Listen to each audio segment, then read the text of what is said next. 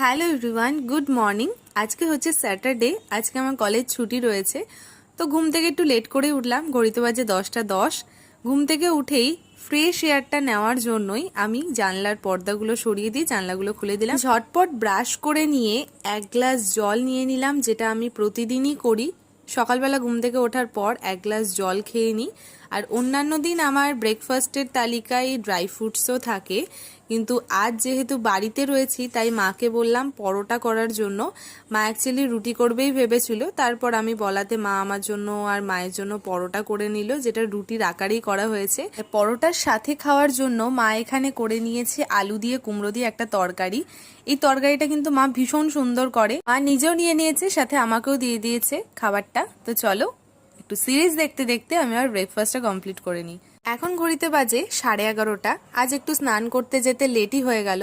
যেহেতু অন্যান্য দিন কলেজ থাকে, সকালবেলাতে উঠেই আমি স্নান টান সেরে একদম কলেজ চলে যাই। আজ একটু লেট হয়ে গেল, একদম স্নান টান কমপ্লিট করে এখন বাজে 12টা মতো রেডি হয়ে নিয়েছি স্নান টান সেরে। আর অ্যাজ ইউজুয়াল পুজো দেওয়াটা আমারই কাজ, তাই আমি এখন বসে পড়েছি পুজো দিতে। আপাতত আমি এখন মন দিয়ে পুজোটা করে নিই। পুজো দেওয়া ডান। আর মা এখানে এখন রান্না করছে চাল কুমড়ো, আজকে যেহেতু শনিবার। আর তার সাথে আলু পোস্ত তো রেডি রান্না করা। ঘড়িতে এখন বাজে 2:10, সব রান্না ডান মায়ের। এখন আমরা খেতে বসে পড়েছি। আজকের লাঞ্চে রয়েছে চাল কুমড়োর তরকারি, ভেন্ডি ভাজা, এখানে রয়েছে আলু পোস্ত, সাদা আলু পোস্ত, যেটা খেতে আমি ভীষণ ভালোবাসি। আর সবশেষে চাটনি। এই গরমকালের দিনে চাটনিটা ছাড়া আমার ঠিক চলে না, তাই আমি চাটনিও নিয়ে নিয়েছি।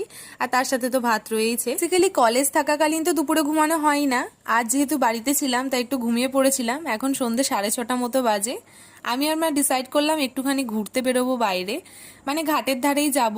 আর ওখানে একটা মন্দির আছে, সেই মন্দিরটাও তোমাদের সাথে শেয়ার করব। তার সাথেও আমার বাবা আর আমার মামার মেয়ের আসার কথা আছে, ওদেরকে একবারে নিয়েই আমরা বাড়ি ফিরবো।